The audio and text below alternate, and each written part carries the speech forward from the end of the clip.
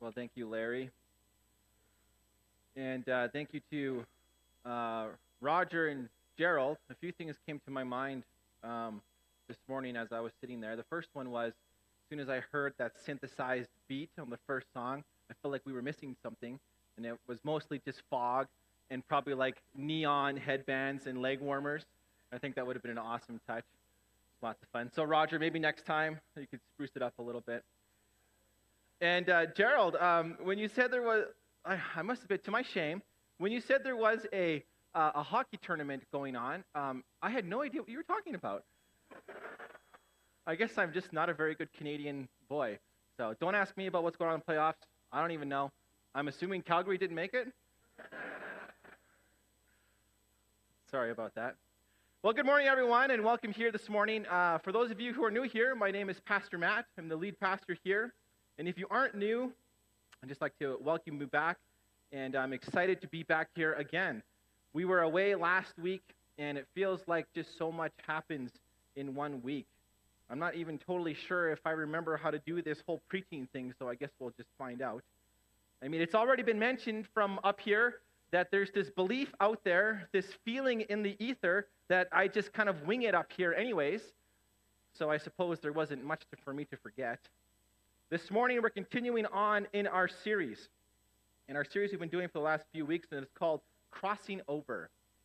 There we go, Crossing Over. We're discussing new beginnings, starting something new, crossing over from one thing into the next thing, as this is where we find ourselves as a church, starting over a new journey with me as your pastor. And this is where I find myself, crossing over from being a children's and youth pastor to being a lead pastor. We're in the first 5 chapters of the book of Joshua, because here we find that the Israelites are also in a time of transition at this part of their story. There's many things that we can learn from them as we transition as well. The Israelites, they're crossing over from Moses to Joshua as their leader. They're crossing from the wilderness into the promised land.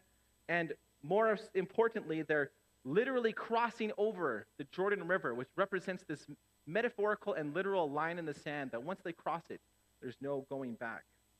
This is the 4th installment in our series, and so far we've talked about how this idea of moving forward or progressing for the Israelite people and for us needs to be grounded in this reality that we should be seeking faithfulness to God and his ways above all else. And in order to move forward, we need to be united as a family, and we need to be united under God's appointed leader. Last time we took a kind of a mini break. It was Mother's Day, and we took a closer look at the story of Rahab for Mother's Day, and we celebrated a woman of faith from the past while celebrating the women of faith in our present. And today we'll be continuing on in the story of Rahab again. We'll be pausing there, but we'll pull some theological truths from the text and we'll apply it to us today. The title for our message is Breaking the Cycle. That's our title today, Breaking the Cycle. We will be in Joshua 2 once again. So if you have your Bibles, feel free to turn there. We won't be going over the whole chapter. I'll briefly give some contextual background, but if you want the whole story, then you can listen to the previous Mother's Day message to get a better idea of what happens. Today we'll be unpacking specifically what Rahab says to the spies, as there's some really neat literary stuff going on there. We'll be in Joshua 2, and we're focusing on verses 9 to 11. So if you have your Bibles, you can stick your finger there. But as always, before we get into it, let's just pray. Heavenly Father, we thank you so much for today, and God, we thank you again for this opportunity we have to gather as your body here, to do this thing that we think is so important that we carve time out of our busy schedules to come and be together and to hear from your word. God, I pray that you'd be with us, give us open ears, open hearts, open minds, as we listen to what you've revealed to us in your scriptures, Lord. And Father, as always, may the words of my mouth and the meditations of my heart be pleasing in your sight, Lord, my rock and my Redeemer. Have you ever had a moment in your life where you felt like history was repeating itself? You ever experienced that? Where you experienced something in the past and then in the future, it was like the same thing was happening over again? Not deja vu, but like the circumstances or experiences your parents went through are the same thing that you're going through. Has anyone experienced that at all? Well, I have lots. And here's an example I want to give you. I remember when I was growing up, my dad was an epic couch napper. He was really good at it. It was a craft that he had honed to near perfection over decades of practice. And when we were little, he used to lay on the couch. He'd sleep on the couch, and he would have a blanket, and he would pull it tight over his head and all the way over his feet, so it just looked like an Egyptian mummy was laying on your couch. Now, of course, being the responsible young man that I was, I saw this as an opportunity to get one up on the old man. So my brother and I would often sit on the other couch in the TV room, and we would grab the remote, and we would gently lob it across and just try to see where it landed, just kind of experimenting, just trying to take advantage, trying to get a free shot on the old man while he wasn't expecting it. Of course, if you did get a free shot, you needed to be ready to run because that blanket would come flying off and you were being chased by a very lively Egyptian mummy. Sometimes, though, he would have this blanket pulled so tight, it was like a force field. You would toss something there and it would just bounce off like a trampoline. You couldn't get it in there. So, of course, you had to get a little more creative. And usually that meant just heavier things need to be thrown.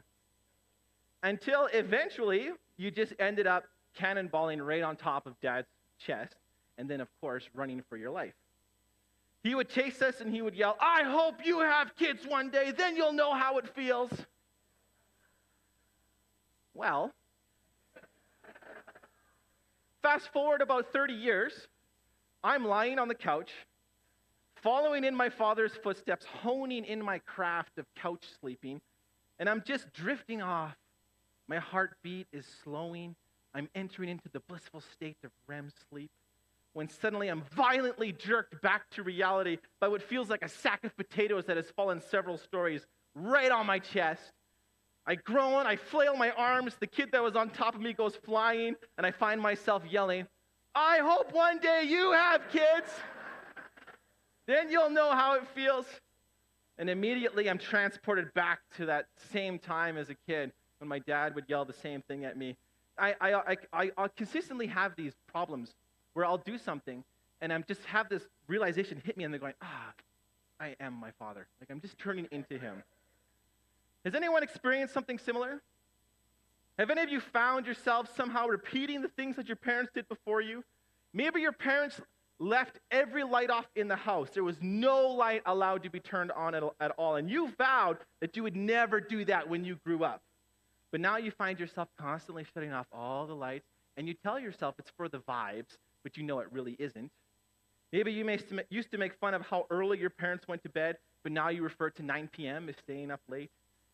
Maybe your mom always kept every single random yogurt container, cottage cheese container, or ice cream container. Remember the absolute betrayal you felt when you opened up the fridge and there was a whipped cream container in there? And you were like, yeah. And you open it and it's green beans? But now you find that your Tupperware drawer is full of similar containers, but you excuse it, calling it practical. Sometimes, though, it's not always so lighthearted, is it? Maybe one of your parents had a temper, was really angry, and yelled all the time, and you swore you'd never do the same thing, but you find yourself continually losing your patience in situations. Maybe you grew up in a household that avoided conflict and buried difficult conversations. And now you find that whenever you experience relational tension, you shut down, you bury it, you try to move on. It's easier for me to be mad at them than to have them be mad at me. I've seen this in my own life over and over again, and I've seen this in the lives of other people quite often.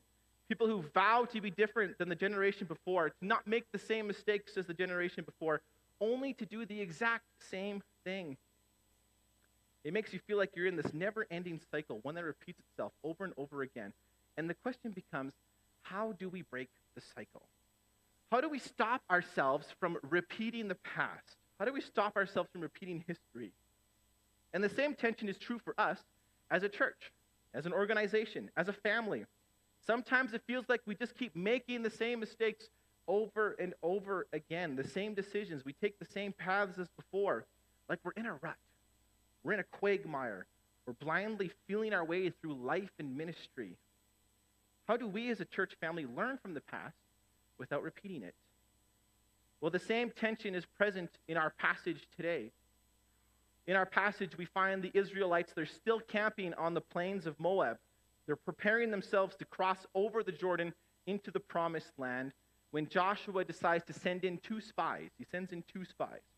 And right away, we as the reader should have this feeling of, wait a minute, we've been here before. This has happened before. This isn't the first time the Israelites have stood on the edge of the promised land and sent in spies. If you remember, Moses sent in spies and it didn't go well. It went awful. The spies brought back a bad report. The people rejected God and his plan for their lives, and they wandered the desert for 40 years until every single person of that generation had passed away. That was the past. That was what happened in the past. And here they are again. They're on the edge of the promised land. The old generation is gone. They're no longer here. The next generation is sending in spies. Their future is teetering on the edge. The spies cross the Jordan, and as we remember from the story, they go to Jericho, and they enter into the house of a prostitute named Rahab. And Rahab knows that God has given the land to the Israelites and that her people are doomed.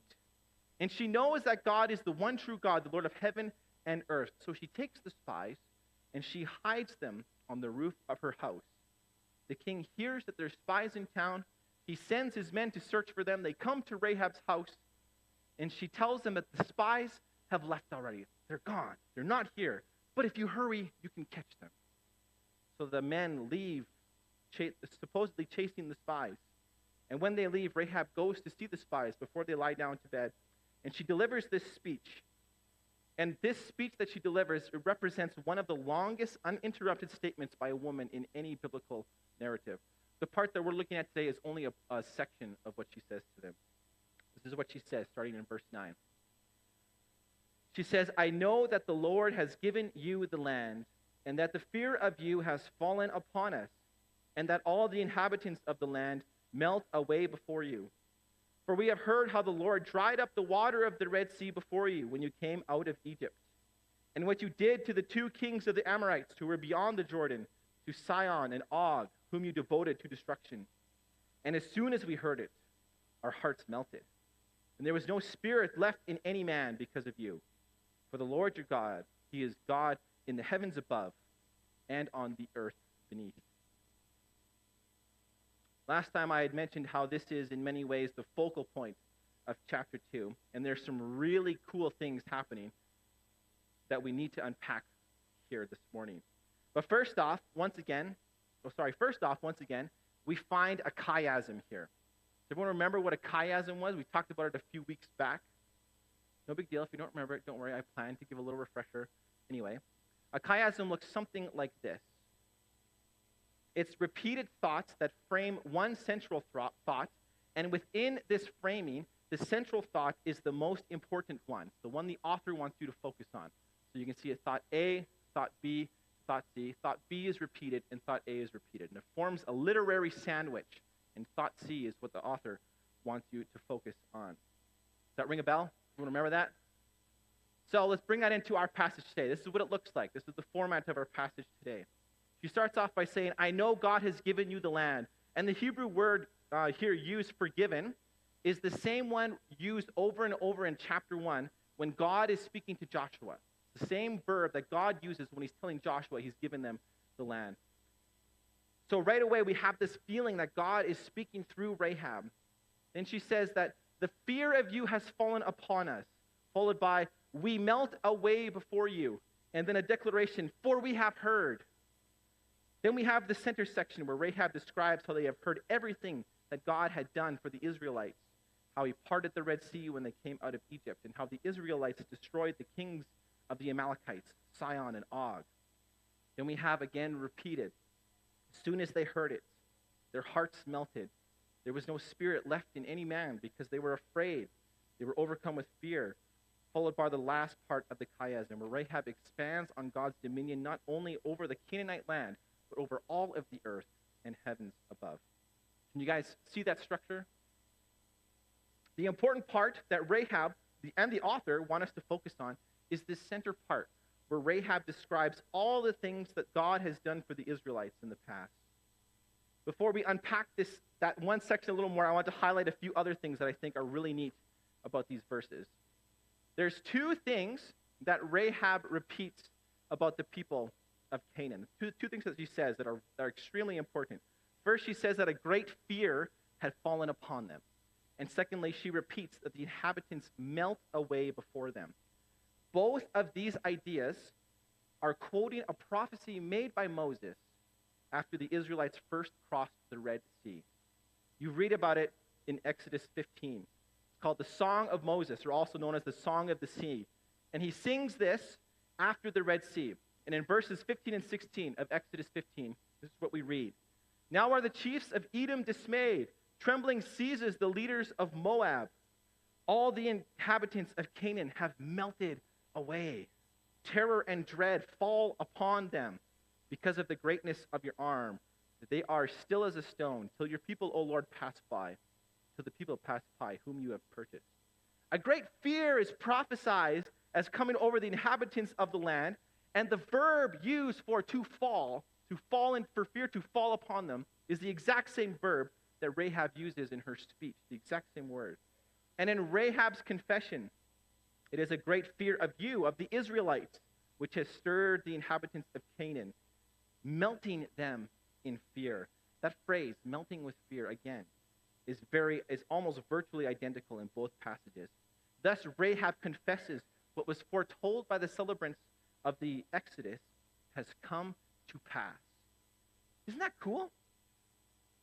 That phrase, melting away, that's the exact same thing the spies repeat to Joshua at the end when they get back to the camp.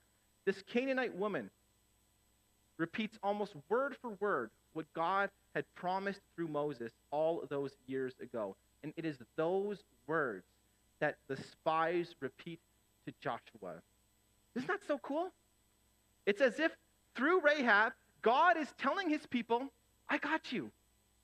And God reminds his people that he's got them because he's had their back in the past. You can see here just how important and impactful this event would have been for the spies and for Joshua and for the people. For the application, I want to pull two ideas for us this morning, both of which can be applied individually and corporately.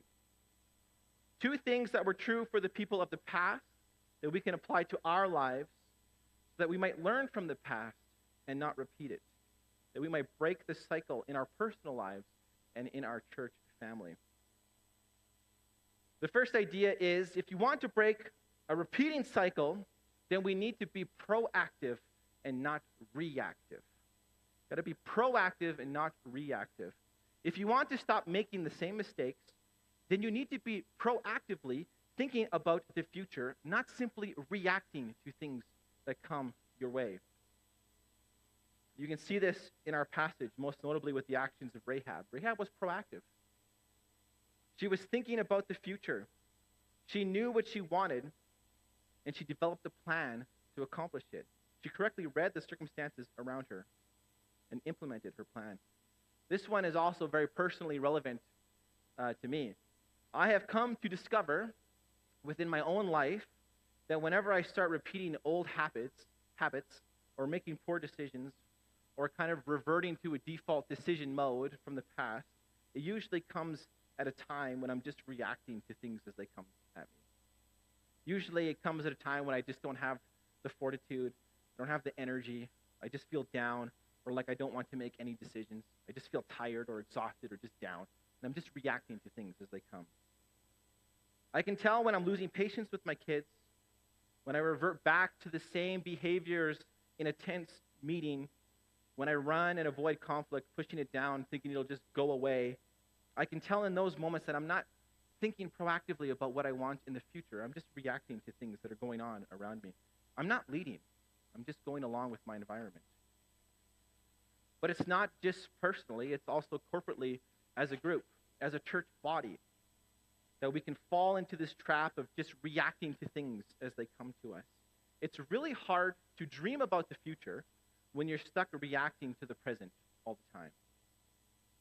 Ask yourself the question, personally, corporately, am I being proactive or am I being reactive? Are we being proactive or are we being reactive?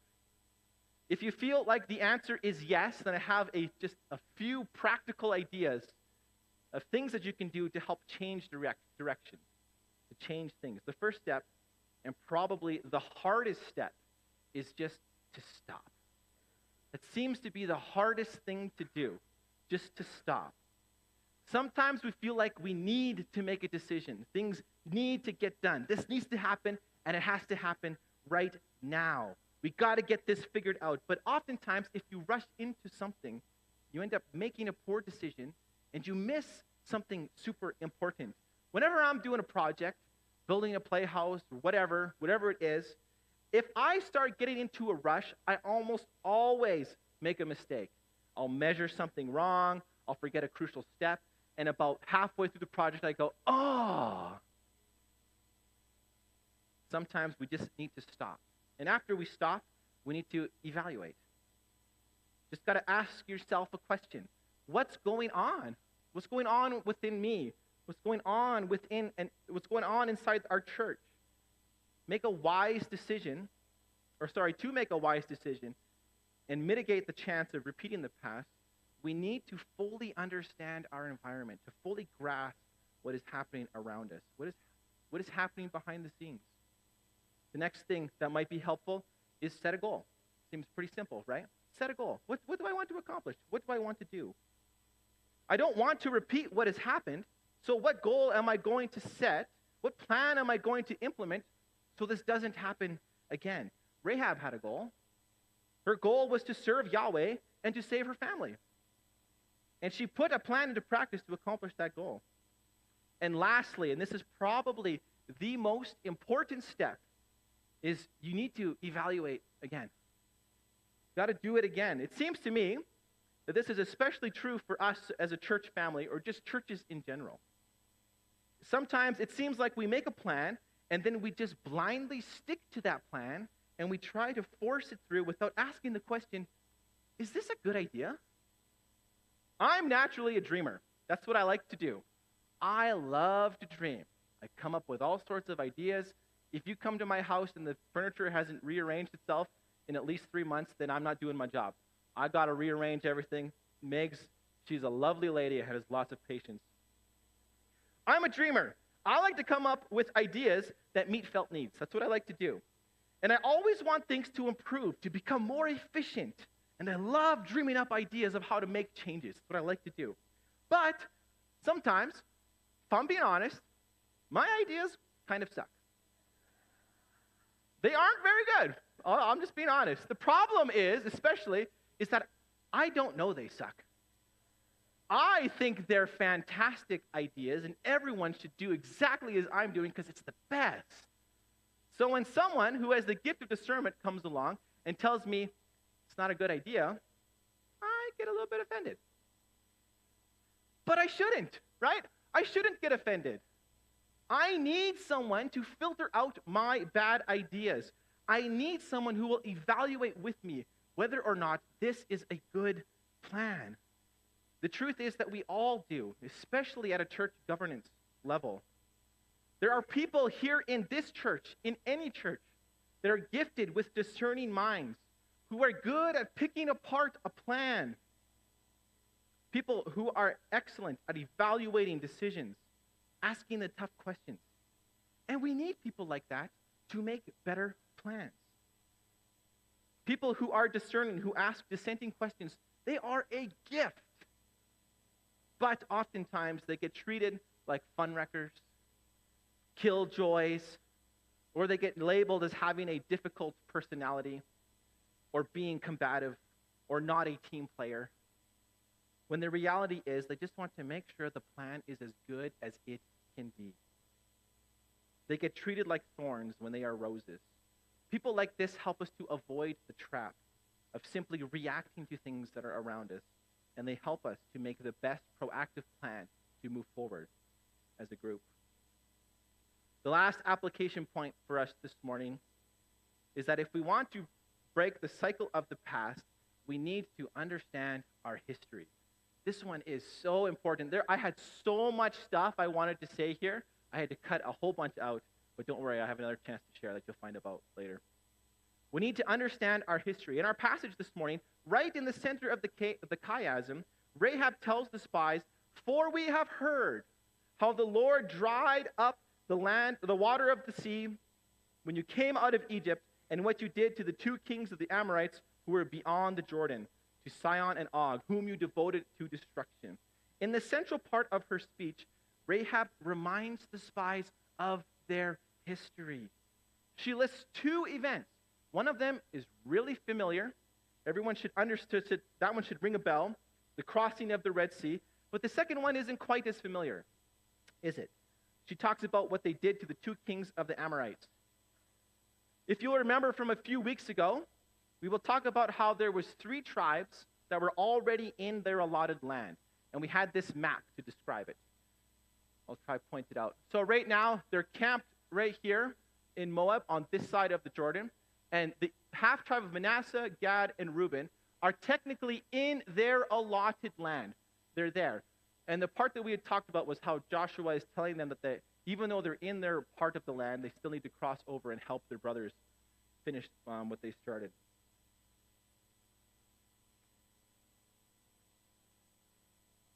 Oh, where was I? Oh, here we go. The half tribe of Manasseh and Gad and the tribe of Reuben, they're already in their lands. But when they got there, those lands weren't empty. It's not like they just showed up, set up camp, and did their thing. There was people in those lands. And the people in those lands were ruled by King Sihon and King Og of Bashan, both of whom the Israelites defeat. You can read about those conquests in Numbers 21 and Deuteronomy 3. And the defeat of Og is especially unique. I especially like that one. He's called Og of Bashan. And we're told that he is one of the last descendants of the Rephaim. And the Rephaim were a clan of giants. Should sound a little more familiar, right? We are told that his bed was made of iron, because he's such a big dude, he needed an iron bed. And his bed was 9 cubits long and 4 cubits wide. A cubit is roughly 18 inches. So that means his bed was 13 and a half feet by 6 feet wide. That's not to say that he was 13 feet tall. He might have just had a really large bed. But irregardless to say, he clearly must have been a large dude. So they defeat this giant Og, and they defeat all 60 of his cities. That's what they did on the east side of the Jordan. So these are the 2 events that Rahab brings up, the Red Sea and the Amorites. Not by accident. Not by accident she brings these up. These 2 events that are described, they represent the major acts marking the beginning of Israel's trek in the desert and the very end of their trek. It's the first thing that happens on their journey, and it's the last thing that has just happened. So she is encompassing all of their travels, all of their histories. And from this, the spies and the Israelites, they set off on a new path, and instead of repeating what the past did, they go a different way.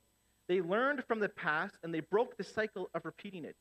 If we don't want to repeat the past, then we need to understand our history. Winston Churchill famously said, "Those that fail to learn from history are doomed to repeat it."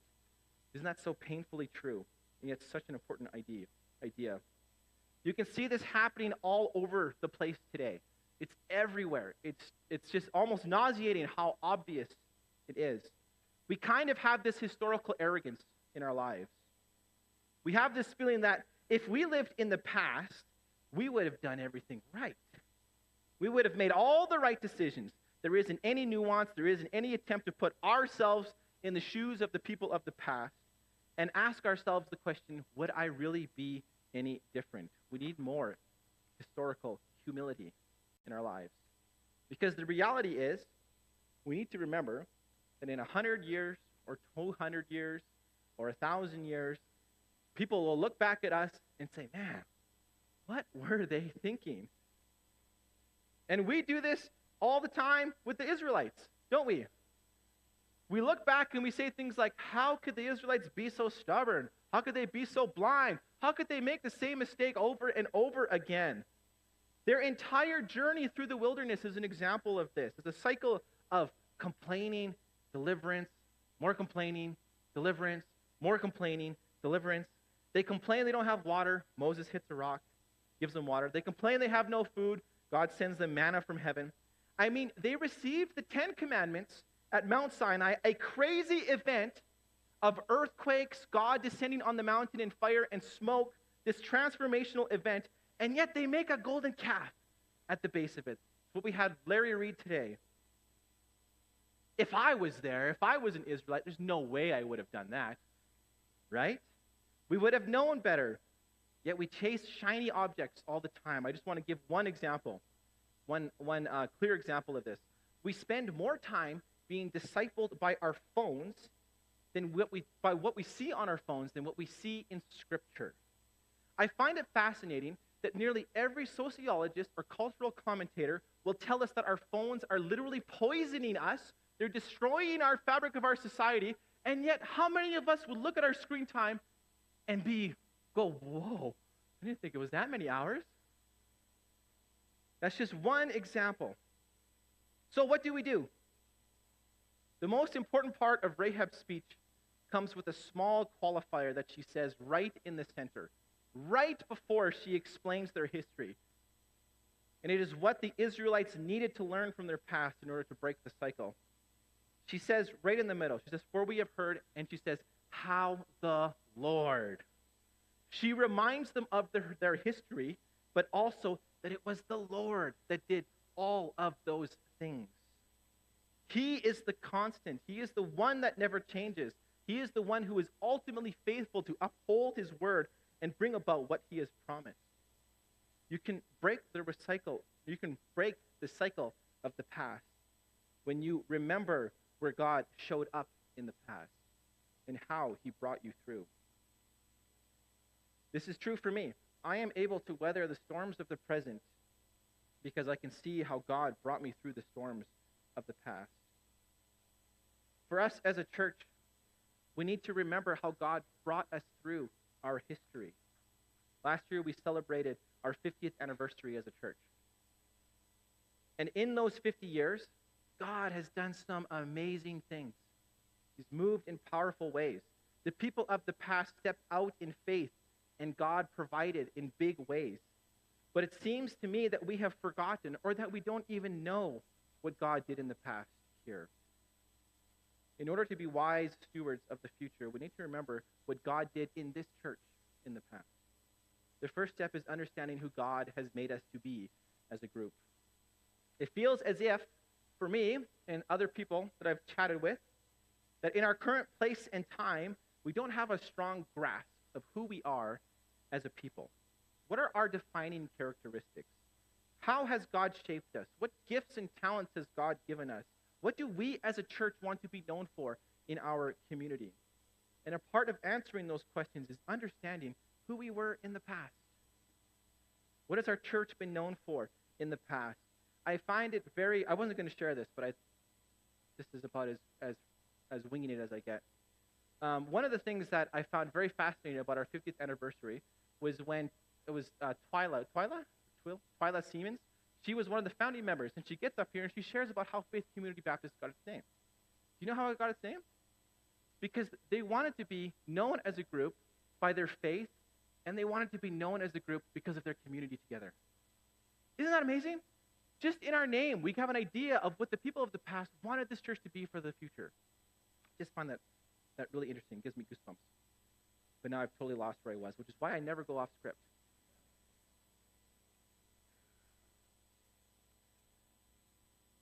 Okay, here we go. Yes. A big part of answering that is who we were in the past. What has our church been known for in the past? And when we understand who we were in the past and who we are right now, we can have a better plan for what we want to be known for in the future, who we want to be in the future. There is a lot more that I wanted to squeeze into this, a lot more, like I said before, but it seemed to me that God in his providence had us go through this chapter right around when our AGM is. So if you would like all of the stuff that didn't fit in, which is mostly just a bunch of illustrations and stories, come to our AGM on Wednesday. It'll be fun. Like Gerald. There'll be cake.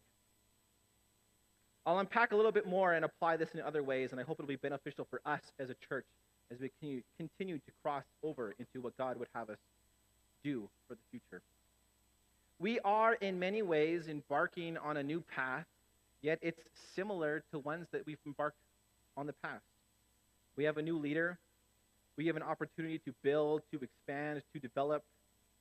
All of these things have happened in the past of this church. As we move forward, let us learn from the past without falling into making default decisions and merely reacting to what God has laid before us. As we learned from an earlier message, God and his word need to be the focus of our dreaming. His presence is progress. He was with the Israelites in the past. He was with FCBC in the past. And he promises to be with us in the future. Let us seek him first above all things. Let's pray. Heavenly Father, God, we thank you again so much for your word. We thank you for the story of the people of the past. God, help us to look into these stories, to see ourselves, and to learn from these stories. Give us the strength and the courage and the wisdom and the discernment to know when to stop, to know how to evaluate, and God, above all else, to always be seeking you first above everything else. We want to be a body of believers that is ultimately known because we love you and we seek to have you known more in our community. Thank you again for today and for this opportunity we have to learn from your word. In your name, amen.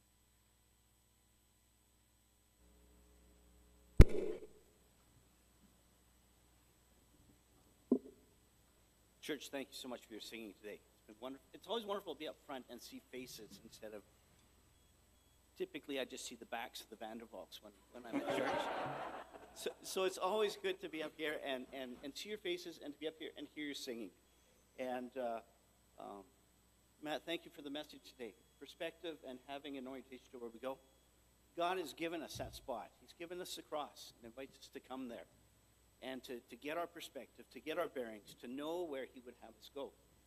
And, to the world, it looks crazy. Imagine someone like the Israelites walking around the outside walls of Jericho day after day after day. Imagine it looked a little insane to the people of Jericho. But God had a plan. And Paul writes in 1 Corinthians 1:18, he says, "For the message of the cross is foolishness to those who are perishing. But to those of us who are being saved, it is the very power of God." And God invites you to come to his cross, to lay your burdens down. If you're tired, if you're lonely, if you're scared, or maybe you've had a great week and you want to just give thanksgiving, bring it to the cross and know that God meets you there. And God will give you power to meet the challenges that come ahead and give you perspective on where he needs you to go. So again, I invite you to rise one more time and stand and sing with us.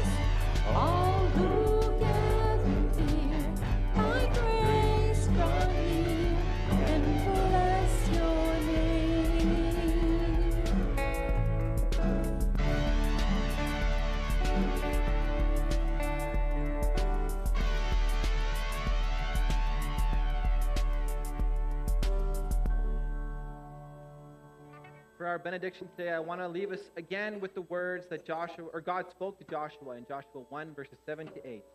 May this be our prayer and encouragement. Only be strong and very courageous, being careful to do according to all of the law that Moses my servant commanded you. Do not turn from it from the right hand or to the left, that you may have good success wherever you go.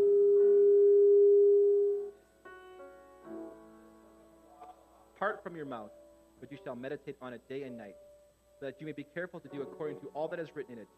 For then you will make your way prosperous, and then you will have good success. Amen.